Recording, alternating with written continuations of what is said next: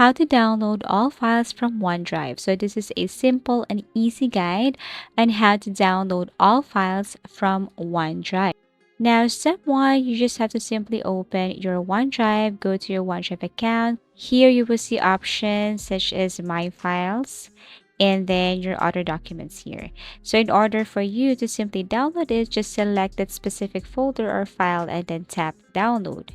Now, if you want to download multiple files here or documents here, then all you have to do is to click this circle or select the circle button right here, tap all the file and any documents or all documents that you want to download, and then tap download.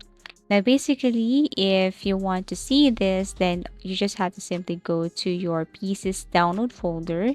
There, you will locate this file. So, once you have downloaded it, I'm going to show you where to see it or where to locate it. Just go to your computer's download folder. Okay. And then here you will see all the files that you have downloaded from your OneDrive. So basically, that's how easy it is to download all files from OneDrive. Thank you so much for watching and see you again in our next video tutorials.